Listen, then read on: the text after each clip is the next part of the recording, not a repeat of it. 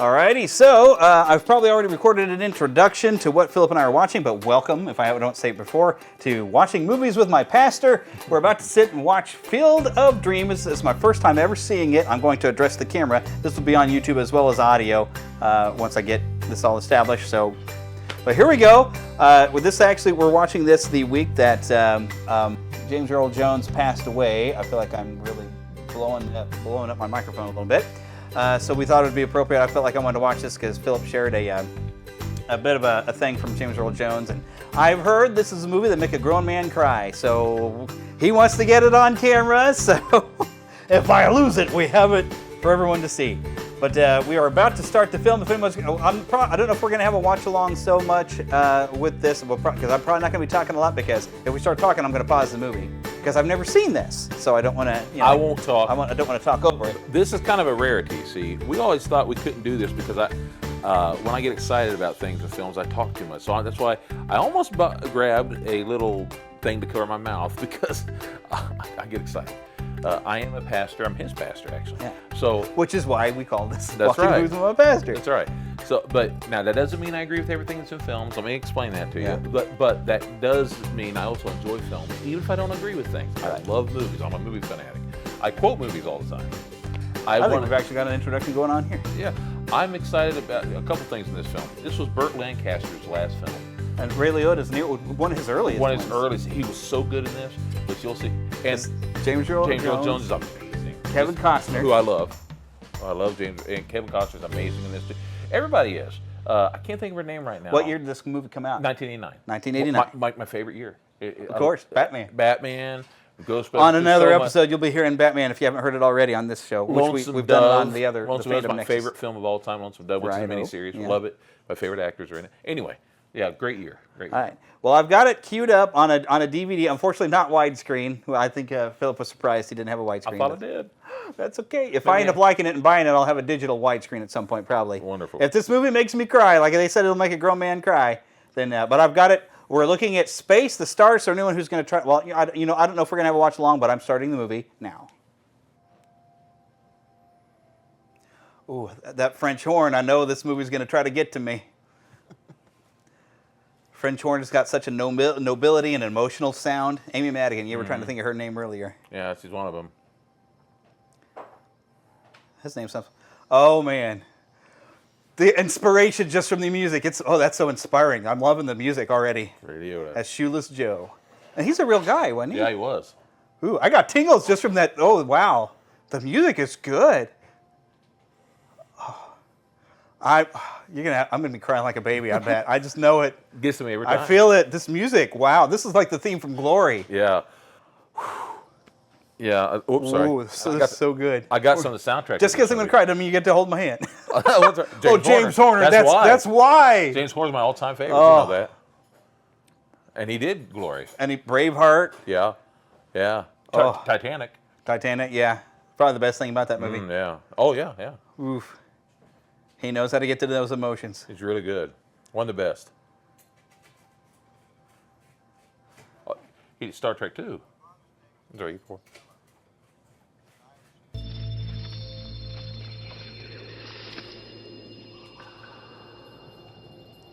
At this point, I think my cornfield is haunted. Yeah. That's what he gets for smoking grass in the 60s. That's what happens. You start hearing voices. If you build it, he will come.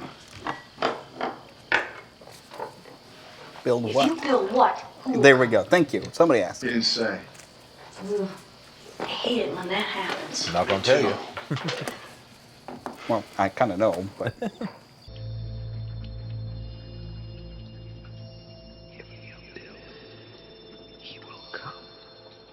At this point, I'd be moving out of the house saying, the house is haunted, let's go. Call the pastor, we're going to pray and bless this house and get out. I love these old films. These are great. Especially because it's whispering. Oh, yeah. I don't like even the little kid going, Sue, Sue. Same here. Well, it's just I've heard that sometimes farmers out in the field, they hear things, you know, voices. You hearing voices? No, it's just that I heard that some farmers do, and I, of course, don't, so I... There's a basilisk in your cornfield. That's what it is.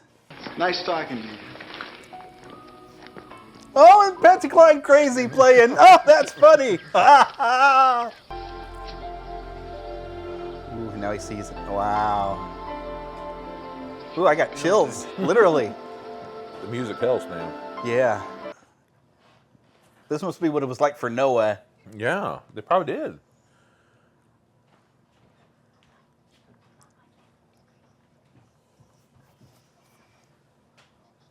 I mean, he must have had dreams. But he never did anything about them. For all I know, he may have even heard voices too, but he If his father shows up in that baseball shouldn't field. listen to them. Do you think I'm crazy? Yes.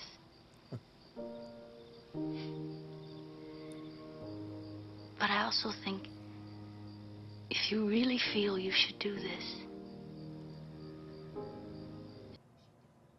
It's a great scene. I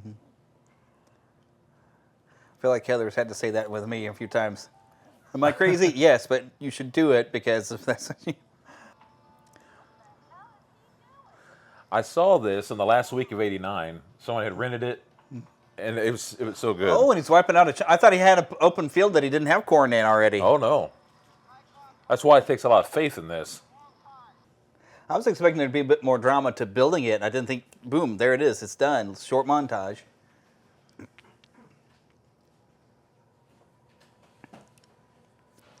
Well, it's just getting started, so. This is about the point that I started inviting all the neighbor kids over to play. I would too, honestly. Heck, I'd be eating meals out there. I'd be doing all sorts of things. Daddy, In a minute, Karen. there's a man out there on your lawn. Oh, I got tingles again. I'm waiting to see who this is. This is going to be something. Somehow or another, that this field's going to make the farm profitable, I bet, too. Like, everybody will want to come out.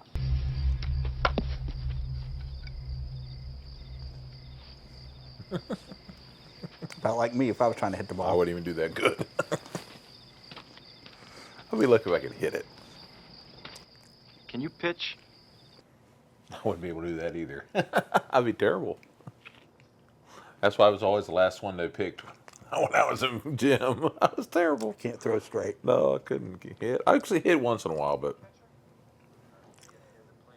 the worst one was when I hit it and accidentally let go of the bat and hit somebody with it. It was terrible. I did okay with fourth grade softball. Oh, that's good. Yeah. Got trophies at most improved player. No good. You have to go out in the cornfield and find all the balls, though. Yeah, that's what I was thinking.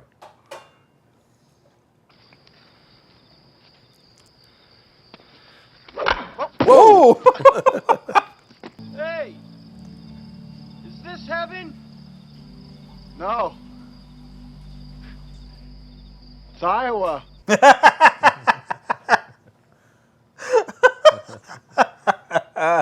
And all the Iowans say, "That's right, closest thing on earth."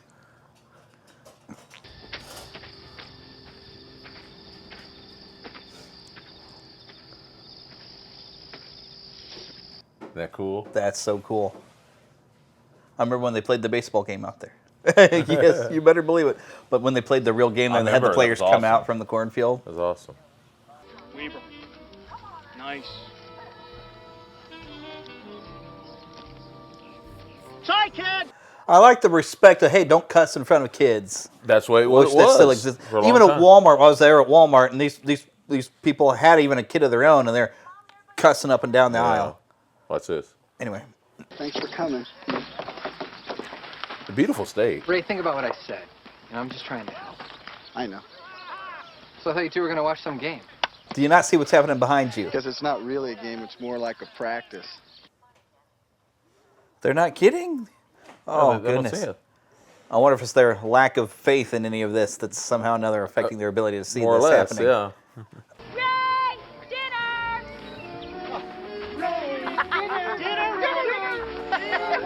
All right. See you later.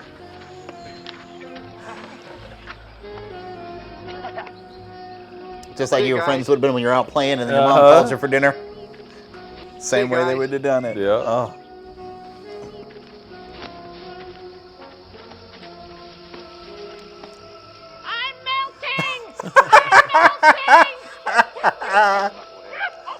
Yeah? Well, your husband plowed under his corn and built a baseball field. At least he is not a book burner, you Nazi cow. It's like Social Media, the movie. Oh, kitty cat, you're moving the camera. But what's Terrence Mann got to do with baseball? That's what I'm wondering. What does this have to do with the baseball? You'll things? see. What the heck? That's kind of the mystery. Does that feel like ripping them in the headlines? Because we are trying to get, there are certain books that probably should not be in a school library that can be in another library, but not in a school library. It doesn't belong there. And it's, yeah, that's a whole other issue. Yeah. There he is. Oh, James Earl Jones. Mm-hmm. It's going to be that guy, huh? Terrence Mann.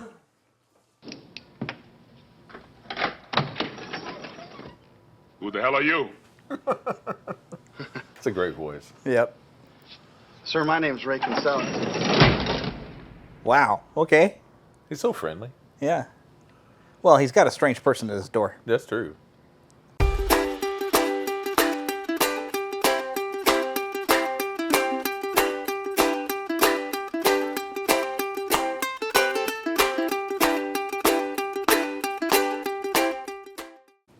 Okay. Okay, time to resume the movie, which has become too close to modern reality because it's like social media came to life in a PTA meeting where if somebody you don't agree with somebody, they're instantly a Nazi or something. Oh, golly. Okay.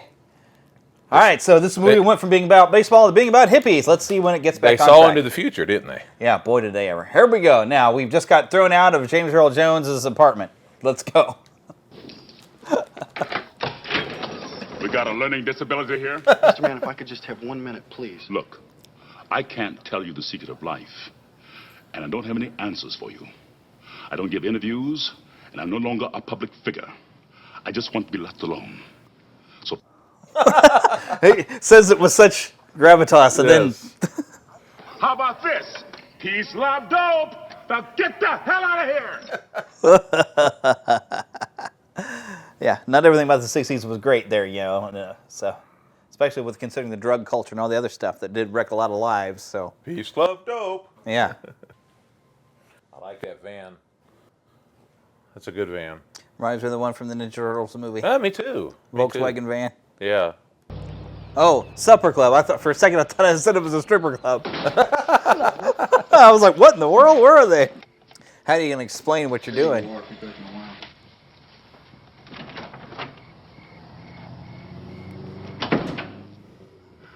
What did I tell him? Yeah, exactly. What are you going to tell him? I'm fine. I'm not missing. I'm in Minnesota.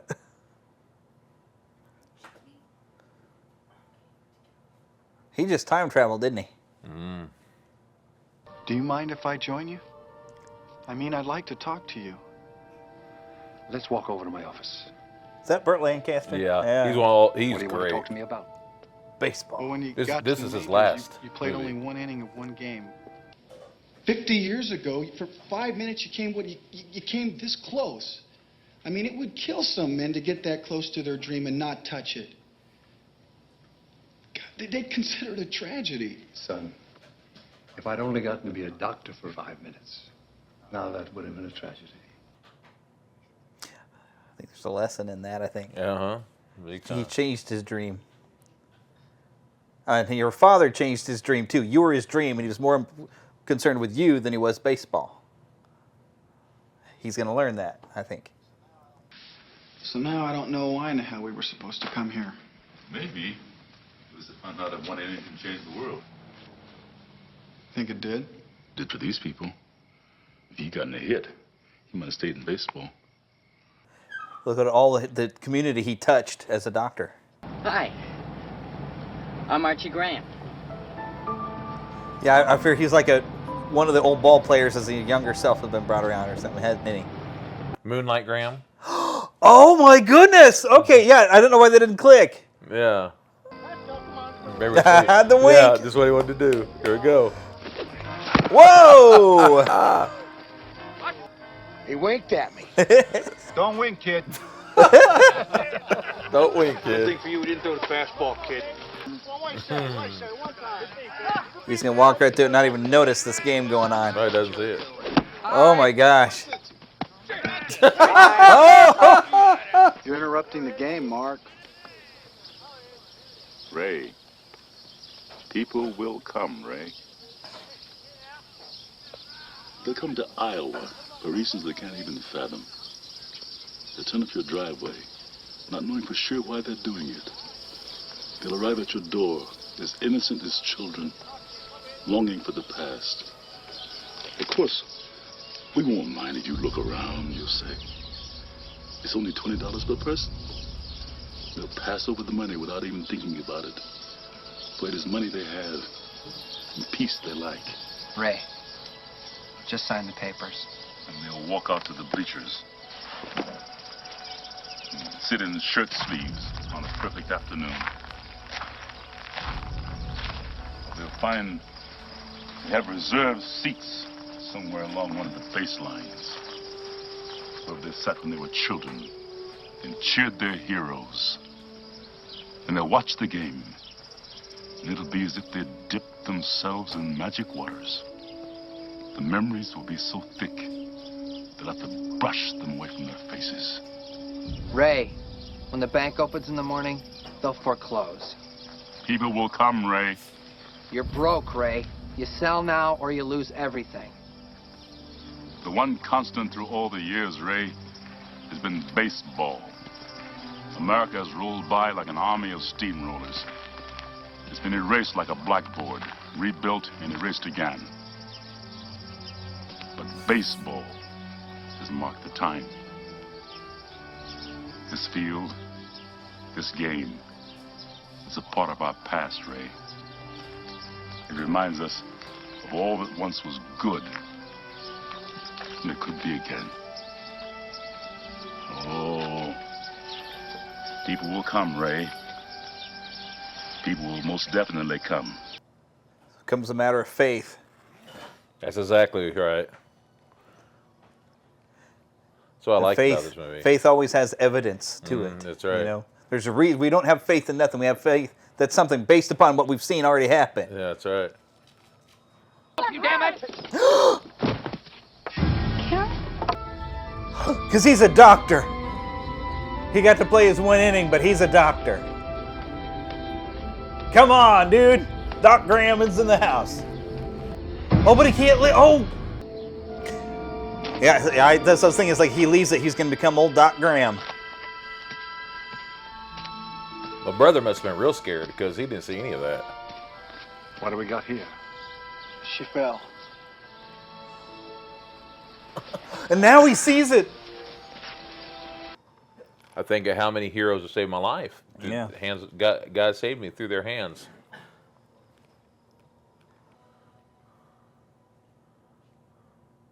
Somebody's going to have to be a ticket taker, like $20 a person. Yeah, can you imagine that? $20 oh my God. The farm is saved. And then some. Yeah. So I think one of the overall things that seems to be communicating is that people's dreams change. And baseball's there through every period of life, through like the 60s and everything. Baseball's there. But like the people who dream of playing, they get bigger dreams. Yeah. And he thought like, oh, his father had just given up on his dreams and everything. So no, his father had lived that dream, but you are the new dream. Yeah, it's a nice... I don't think he got it till the end where he says, no, this isn't heaven, this is Iowa. Then he looks over, it had his family. Yeah. So maybe this is heaven, if that's where dreams come true. It's like, you know. Good movie, huh? Yeah. And the music, I tell you, having like this. Yeah, getting to hear it. But yeah, it's you know, first strong time I on watched this after my father passed away in 2010, I bawled like a baby more than ever before because I can't even talk about it, but there's something about a father-son relationship. Yeah. Some men still watch this and cry because there's something very close about a father-son relationship, you know. Yeah. And baseball does that for some people, you know. And I know like the whatever ghost of his father, whatever knew, you know, spirit, it's his whatever. son, but it's like you've got to he didn't. I got all this time not really looking at his father who his father really was, and didn't understand his father until at the end. It's like, oh no, wait, because his father was an old guy when he, you know, when he had it there. So he never. He knew him, but he didn't know him. He didn't really know his father. Yeah, you could definitely see that. So it's kind of neat to be able to say like, you know, where you always argued and you know, you didn't stop and think of like. Didn't have a close relationship for certain. Yeah. He didn't think that his father was ever young, you know, I guess. And this will sound dark. It's interesting. But one of the most, I don't want to say good, but one of the things that God can use all things. when I was young and I was 16 and my friend was killed, I had a friend who was murdered. And when that happened, it changed my outlook on so many things. And the outlook was to never assume you're going to have people around forever. And I just started looking at people and telling people how I felt about them. Yeah. I started telling everyone how I loved them, and yeah, some people look at me weird, but there's different types of love. And I would tell people I love you, and and start letting them know that just how much I care, and because you're never promised tomorrow. Right. And so I started looking at life differently. Yep. I really did. I started thinking of it every day as a blessing, and it is. Especially with me, you may know me, may not, but I've gone through 7 brain surgeries, and my first one was 14 years old. So at 14, of course, I had no idea I was going to go through 6 more. But every day is a blessing. Yeah. And that's why I love this movie. Now, I've had some people who spiritually will look at it and say, oh, there's this and this. I'm not getting into all the New Age stuff. I'm talking about, it's fantasy. That's how I look at it. And you can look and see good things, too, spiritual stuff, if you want to. But there was a lot of faith. Yes. Stuff. And it's absolutely. But it's... I love the way I've heard a description of faith as what we got the definition of evidence for things hoped for, but it's not a blind faith. No. We have evidence to have that faith, and he'd had the evidence that all this stuff was happening. Mm-hmm. He could see it, but he had to continue to have faith that it was all going to work out. Yeah. So I appreciated that, and of course, the concept. I loved having the Dr. Albert Graham in there. Yeah. Where it's like, he had his little bit of time where he wanted to play baseball. But his bigger dream was he got to look the difference that he made in the community by being a doctor. That was his bigger dream. And sometimes the bigger thing you do, like is that family or having that farm with his family. That farm ended up, he gave up whatever, and he didn't know nothing about farming when he got in there. But him and that farm with his family was his dream. And he got to make other people's dreams come true. Yes, and he's making other people's dreams come true. And I like, also with the doctor, I like Alicia. If he stayed on baseball, he may never met Alicia, and he loved her. So it kind of shows, like, if you have like some kind of dream that you're not quite being fulfilled, maybe it's time you just got a different dream. Yeah. Because maybe what you're doing, this is really a thing in life. Maybe you are fulfilling things by what you're doing, and you're not paying attention the right way. Maybe God's got you right where you need to be, and you're not noticing that you're doing great things, even if you're not doing the things that you thought you were supposed to do. Yeah, I joke about this a lot. How I wanted to be a professional wrestler as a kid. I wanted to be an animator, Disney animator, and I wanted to do comic book stuff. I wanted to do this. I wanted to do that. But that wasn't God's intention. It wasn't His plan. I was to be a pastor the whole time. I just wasn't aware of it. But others knew, and I just wasn't aware. But I use a lot of those talents even now with what I do. Yeah. So it's okay. It's just, it doesn't mean I don't love those things still. It's just that's not what I was intended to be. Yeah. So I'm okay with that. So even if you're not doing what you thought you were doing, you might be exactly where you need to be, and you just need perspective. Mm-hmm. So I couldn't wait for you to see that. There's a lot of things going on with this, take a look at your life. It's like maybe you're actually living the dream life, and you're right where God wants you to be, and you just don't realize it. And sometimes you have to take that step out on faith and not know where you're going with this. Don't know why. Okay, well, I don't know who's coming. I don't know what I'm supposed to build. Okay, now I know what I'm supposed to build, but I don't know who's supposed to be coming. Yeah. You don't know what you're doing, but like, I'm just going to obey. And it's like, this is what I'm supposed to do at this moment, because God doesn't tell you the whole thing. He says, step by step, trust me. There's definitely some deep spiritual meanings that I think was somewhat intentional. Maybe we're going deeper into it because the understanding that we have more than what they had gotten into. So there's a lot going on. With just losing James Earl Jones, who it's funny how actors like that, people like that, not just actors, but people like that, celebrities, we feel like we know them, because especially when they're really old. Yeah. We feel like we know them, all of us. They're a part of our life, whether it's a voiceover, whatever it is. We feel like we know them. Yeah. For instance, Dick Van Dyke.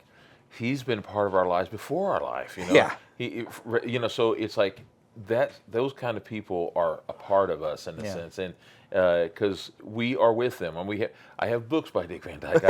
I have all sorts of wonderful things.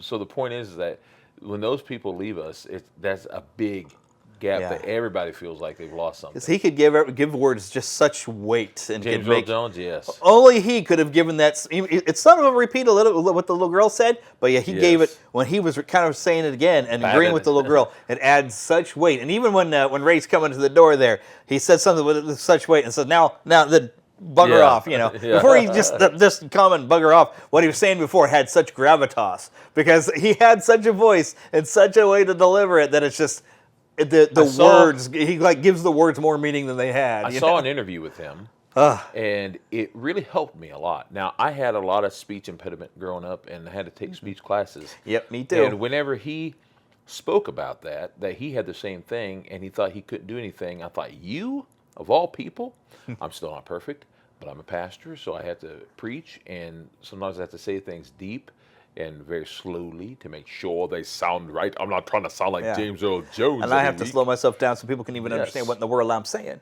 So I understand that a lot, with him even, he made sure he could say things slowly. That's what I have to do sometimes. There's certain words I have a hard time with. World is one of them. I used to say world. I don't know why. Up in the world. I used to go, what in the world? Yeah. So I have to say, what in the world? Yeah. But James Earl Jones helped me with that as a kid. Because I thought if Darth Vader, of all people, you know, I knew him from Conan and all that. And then, of course, later on, Lion King. And Field of Dreams, one of my favorites. Yeah. The moment where he walked into the field, like he's saying, about almost going to a heaven-type place, that was always a way to say, for me, I was like, that's awesome. Yeah. And we never get to find out what happens as he disappears into the cornfield. Like, I was like, well, he was an old man. Maybe that was... Although, you know what this makes me think of? Like, when Rutger Hauer passed away, you go back now, his final speech in Blade Runner. Yes. How life just, you have to appreciate every little thing as it all washes away like tears in the rain. I played that clip on the podcast just as but it was such weightier now knowing that he's gone, and now seeing a scene with James Earl Jones as he just goes and smiles, walking in and disappears into the cornfield. I felt like we got to say goodbye to James Earl Jones. I was watching Richard Harris earlier today, and one of the last things he did was the Count of Monte Cristo. Oh, yeah? And his character passed away in that, and he said, I haven't watched that in a long time. that's a great film. That's the Jim Caviezel one, right? Yeah, he did a great job, Richard Harris. Well, I'll remember Gladiator. He was amazing. So great in Gladiator, too. He was amazing. And almost everything he did. He was amazing. Dumbledore. What was it? Unforgiven? No, what was it? I'm trying to think of the name of the movie. The one that had, and I want to say Untouchables. That's not it. Unforgiven. I haven't seen that one. Oh, it's got language and stuff. But it's a good film. Clint Eastwood, great film. And anyway, he was in there. He's Richard Harris, great dude in there. Anyway, should probably wrap this up. This has been Watching Movies with My Pastor. We have watched Field of Dreams. You're not going to probably have heard a whole lot of us talking during the movie because I was trying to pay attention to a movie I had never seen before. But I hope you enjoyed it, and I hope you'll join us. We're watching another movie. At some point, I don't know if I'm going to have played the Batman episode yet, but there will be an episode of Batman that will go on a long time. We've got a lot of movies we want to watch. I'm not sure which one we're going to watch next. I've been thinking to maybe do Spider-Man, because I haven't watched that in a long time. Yeah. And we watched Batman, so now we got to watch Spider-Man. And then we got to watch Superman, because we're going to nerd out. I actually have you ever seen the 3-hour version of that was only on Superman? TV? Yeah. Yeah, brother, I own a copy. Oh, yeah, that's right. The Richard Donner cut? No, not that. Superman 2. But I do have the extended Superman, which I believe I have digitally. If not there, I have a copy over here, too. But yeah. Yeah, the one that was I'm TV sure version. Yeah. Almost 4 hours, It's good. It's so good, though. Mm-hmm, it's so good. So yeah, because those are going to be like our like top comic book movies. We got to do those. So yeah, there's a lot of fun movies that we're going to watch, and it's a lot of old movies we're thinking to watch too. Is there any Halloweenish ones? Well, I don't know when I'm hoping to get some episodes released this week, but I don't know how quickly we're going to release episodes. I'm going to try to have a few in the can and then get them, because I don't know how often we can get together to watch movies. Hopefully every week, but it's going to be a challenge. So yeah, it will. I want to get a little ahead of the game, so we'll see. But more movies to come.